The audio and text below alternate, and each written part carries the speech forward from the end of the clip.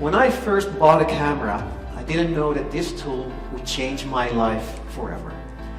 Actually, when I bought my camera, I didn't know how the thing worked at all. But I know why I bought it. I stopped my studies for a year to become a student representative. And I was on the board of students, and I wanted to document that year. Not only for myself, but also to be able to share it with my friends and my family so they could see what I was experiencing every day. And I knew it was a special year, so I wanted to have to document for the future and to share it also with the other people that might follow my position. So sharing was very important for me. Sharing made me feel that it had some purpose. Not only what I was doing, but also the photos that I was taking and that I could show other people. Now, in the time of film, it was very expensive. Film is expensive, developing is expensive, and it takes a lot of time. But the first time I bought my digital camera, everything changed. You know, it went from days to a couple of minutes for sharing my photos. And people liked my work, and before I knew it, they wanted to pay me for it. They wanted to hire me to take their photos. Now, why am I telling you this? Because this is a story you can hear from every photographer that made his living out of his hobby.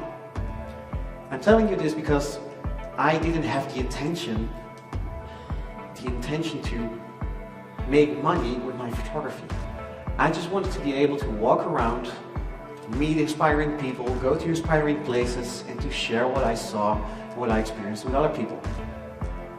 And that's what I've been doing the last couple of years, and that's the 11,000 plus photos you can use for free on my Flickr stream, and that are being reused by Wikipedia and other projects, and that end up in publications, newspapers, paid and non-paid, all over the world.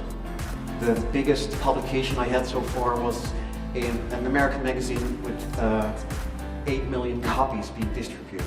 And they didn't have to pay me for using my photos. Now, the first time that somebody wanted to hire me, I had to think about what kind of payment would I want out of it. Do I want them to pay me for the use of the photo or for something else? And I didn't want my photos to be sold to an organization or to someone that would put them in a cabinet where they would collect dust or become obsolete within a matter of months. And I didn't want to think about who was using my photo, where he was using it, and how many times and for what period and in what size, because that's how a lot of photographers determine the price that they're asking for their pictures. You know, for me it's all kind of negative energy to hunt down abusers and to see where my photos are being used. I just want them to be used. You know, I'd rather be glad if my work is being shown by other people to other people than getting mad. But that meant that I had to think about distribution and business models and licensing models. Those were things I never heard of before, because, you know, it was just a hobby before. And that's the exact same moment that I saw the talk of Lawrence Lessig about how law is strangling creativity. I felt like one of those creative peoples where the law is strangling not only me, but also strangling the people that I wanted to allow to use my photos. And he was talking about Creative Commons, a license that you can use to let other people reuse, remix, and republish your photos.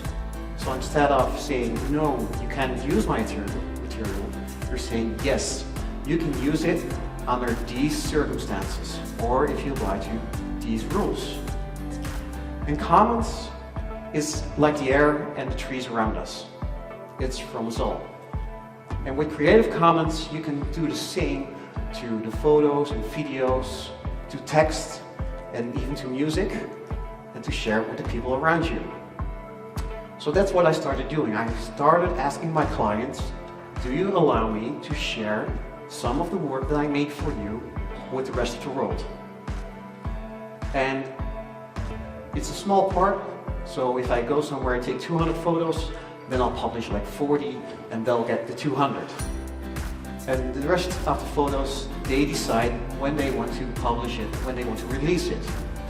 And platforms like Flickr and Vimeo made it really easy for me because they have the option to publish your material with these licenses. YouTube has even adapted Creative Commons licenses.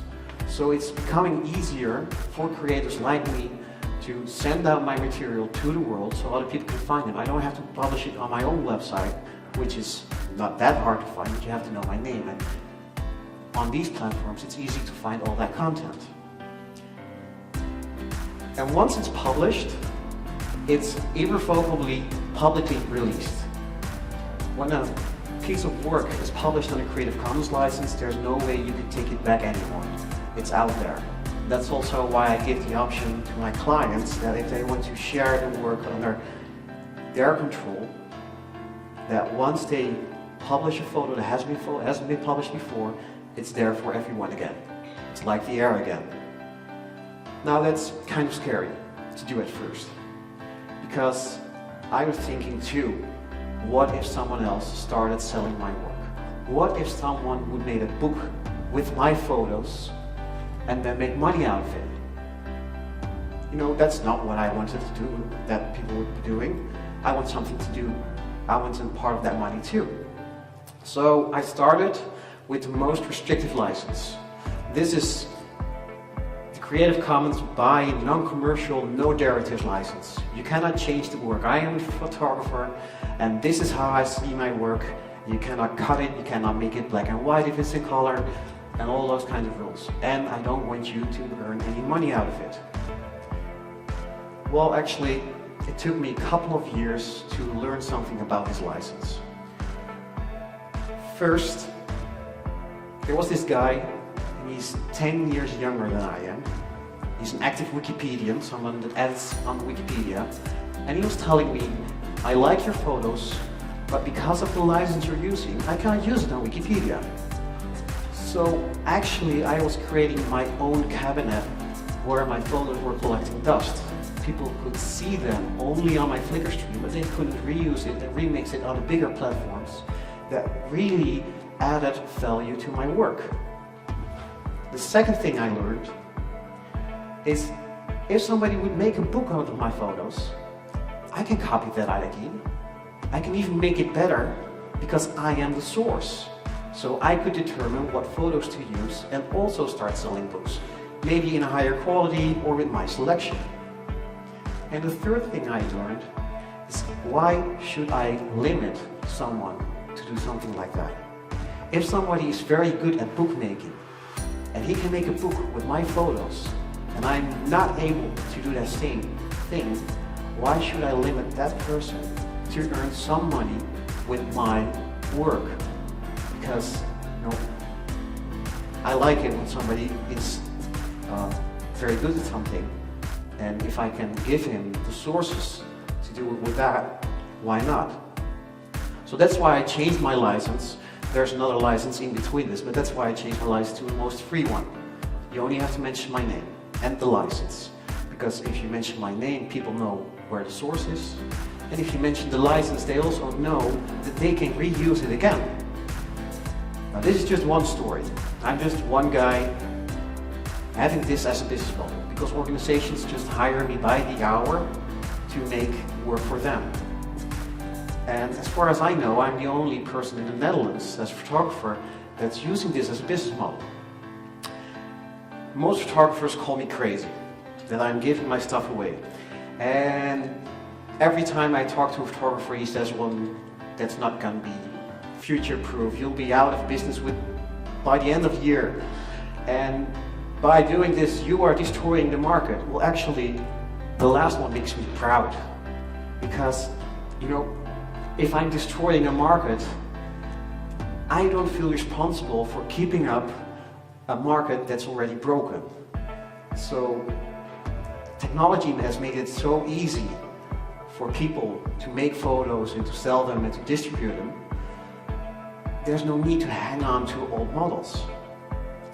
The photographers that are complaining to me, they've seen their income steadily diminishing in the last few years. They've seen their working hours go up to have the same income as they had before. And most importantly, they've seen their motivation for their work go down. For them, it went from play to work. As for me, by giving my work away, I've seen my working hours being pretty steady. I've seen my motivation going up, and for the last 5 years, I've been doing this full time for 4 to 5 years now, I've seen my income grow too. But you know, it takes courage. For those people that are complaining to me have been doing the same for several years, sometimes even for 20, maybe 30 years. And it takes courage or stupidity to change something that's been working in the past for you. But it also takes courage to see that something is broken and is not working anymore for you. Because you know, those people are in a negative spiral, and it's hard to step out of a spiral like that. Now there's one thing that I don't get. If these things are not working anymore, then why are we still teaching them? Why aren't we teaching people that they have the option to choose their business model? That they have the option to choose their licensing model and their distribution model? That they have the option to keep doing what they love if they change the way that they're doing things that's around it. So you don't only choose a profession like being a photographer, but that you also make a very good choice about the business model that you're using, the distribution model that you're using, and the licensing models that you're using.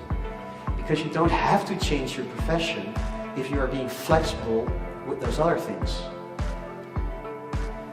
I want to thank you for listening to my story, but not only to listening to this, I hope that you know that you have a choice too. But I hope that you help me, just like my photos, spread this message and influence other people to make their choice. Thank you.